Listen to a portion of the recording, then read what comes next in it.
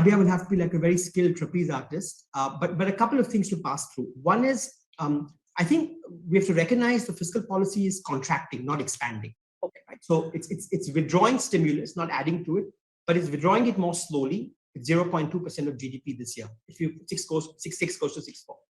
Now, given that fiscal is more accommodative, as it should be with an uneven recovery, monetary policy, which was reinforcing fiscal policy, will now need to become a substitute to more accommodative fiscal policy.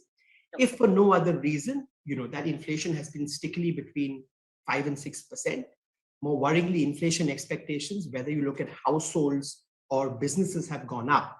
And so the current calibration of policy rates being, minus 150 basis points may not be appropriate, given the stance of fiscal policy, given where oil prices are, and given where inflation expectations are. So I think the way one should think about monetary policy is exceptional measures were required during the pandemic. We're exiting that pandemic. Fiscal policy continues to be supportive. So monetary now has to slowly going back to its job of anchoring inflation and inflation expectations. Now, what this means is short rates may have to go up. But if one believes that, well, that will cause long rates to go up as well, monetary policy has many instruments to deal with that. What the RBI will not want to do is increase its balance sheet into QE in a year where all major central banks are doing QT and reducing their balance sheet. But there are many ways to get around this. So if, for example, they raise short rates in the coming months, one way to ensure that long rates don't get unhinged is to do Operation Twist. You buy long end and you sell short end. The other way to sterilize is to buy long end and to do FX swaps.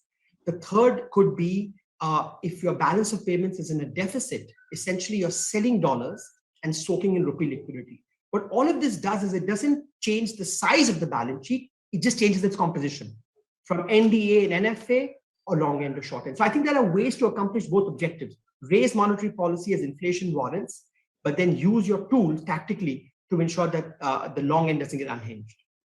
So on the inflation point, Sajid, there was some sort of a glide path given by Deputy Governor Patra. Now, in an environment where you have an RBI and a separate MPC, I don't know whether that is the official glide path that the MPC intends to follow or not.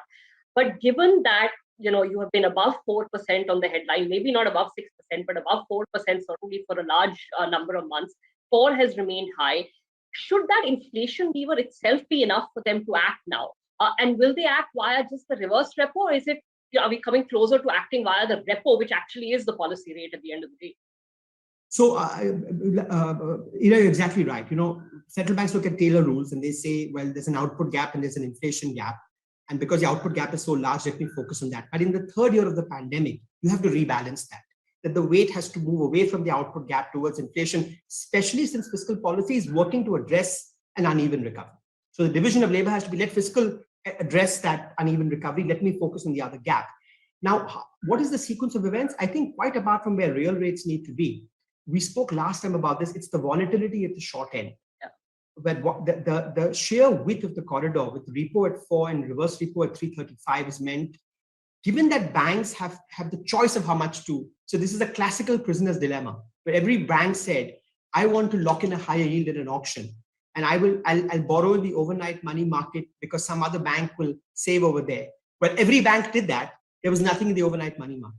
Yeah. So it becomes harder to anchor monetary policy, A, when you have a larger gap in your policy corridor, and B, when this is volitional and kept in the hand of banks. Right? Both of these things interact with each other. So my sense is the first order of business will be to narrow that gap. And I think if the RBI does it in a couple of steps in an orderly manner, then you bring that gap from 4 to 375 down so that the operating target of monetary policy, the core rate, doesn't bounce 100 basis points a day. Once you've nailed that down closer to the policy corridor, then it would make sense for the MPC to worry about how much that corridor should move up. Okay. And on the repo rate side, what will prompt them to act? Because you're already above that 4% and you've looked through that for a while. Are they slowly going to start moving their messaging that, okay, we are targeting the midpoint of that range eventually, and hence we will start to act on repo beyond a certain point? So, and I would think so. I think with inflation risks still rising, the expectation this year was there'll be a lot of goods disinflation because supply chains will normalize. Commodity prices were supposed to come off, but the opposite has happened. Oil is now above 90. And because China insists on a zero COVID policy, the normalization of global supply chains could take longer. So I think that in conjunction with the fact that as the services economy opens up, you could see some price pressures on the services economy. Small businesses have taken large losses the last 2 years.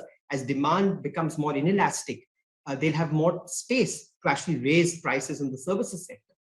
All of those would keep inflation sticky. My sense is the MPC will slowly go there.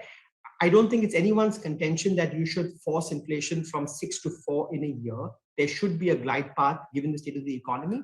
But I think perhaps the time has come, especially given where fiscal policy is, that the rebalancing of the Taylor rule away from the output gap and towards inflation commences non-disruptively in the coming months.